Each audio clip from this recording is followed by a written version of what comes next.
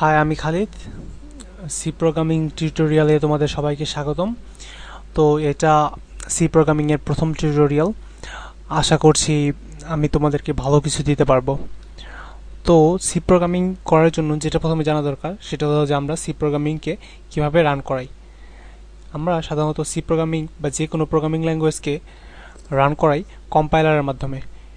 এখন কম্পাইলারটা কী জিনিস? কম্পাইলার হচ্ছে এমন একটা প্রোগ্রাম যেটা খুবই কাস্টমাইজড এবং যেটার মাধ্যমে যে কোনো কোডকে মেশিন ল্যাঙ্গুয়েজে পরিণত করা হয়। তো এখানে আমি দেখতে পাচ্ছি যে একটা কম্পাইলার অন করা হয়েছে, কোড ব্লকস। তো আমি এখানে আমার টিউটোরিয়ালগুলোতে কোড ব্লকস দিয়ে কম্পাইল করে দেখাবো। তো কম্পাইলার আসলে প্রকৃতপক্ষে যে মেশিন এবং আমাদের যে প্রোগ্রামিং ল্যাঙ্গুয়েজ আছে এর মধ্যে কমিউনিকেশনটা সেট আপ করে মূলত আর কি। তো আমরা এখন কম্পাইলার পরিচিতির পর এখন আমরা যে সি প্রোগ্রামিংয়ের বেসিক একটা স্ট্রাকচার নিয়ে দেখব। তো আমি একটা নিউ থেকে এমটি ফাইল খুলতেছি। তারপর আমরা দেখব, আমি একটা লাইন লিখছি, ব্যাখ্যা পরে বলতেছি। Include stdio.h।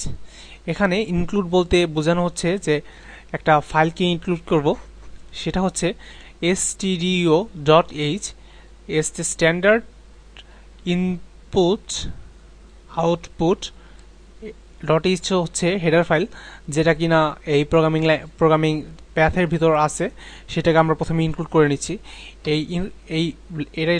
এটাকে বলা হয় লাইব্রেরি ফাংশন। এই লাইব্রেরি ফাংশনের মধ্যে অনেকগুলো ফাংশন আছে, এগুলো আমরা আস্তে আস্তে দেখতে পারবো। তারপর আমি লিখছি main.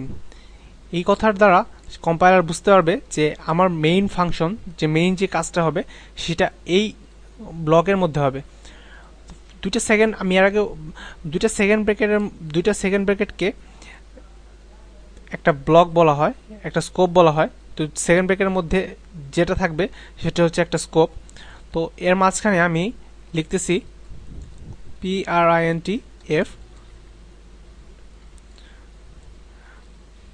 I am a new programmer।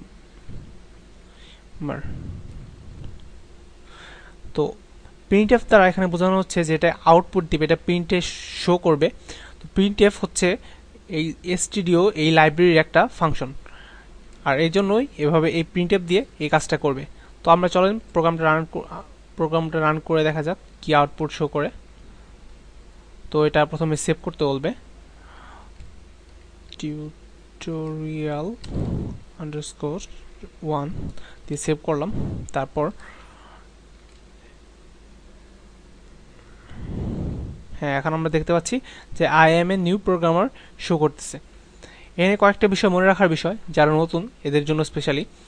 তো এখানে অনেক সময় দেখা যায় যে মেইনের এই পাশে কোনো সেমিকোলন হবে না, আমরা অনেক সময় সেমিকোলন দিয়ে ফেলি।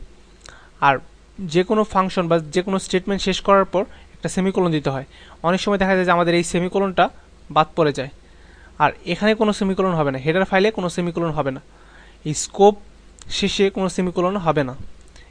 এটা খুব ভালো মতো মনে রাখতে হবে, এবং স্কোপের অবশ্যই ব্র্যাকেট ক্লোজ করতে হবে। ওকে, আমরা নেক্সট প্রোগ্রামগুলোতে আরও বড় বড় প্রোগ্রামগুলোতে আর বিস্তারিত দেখতে পারবো। আজকে পর্যন্তই, আল্লাহ হাফেজ।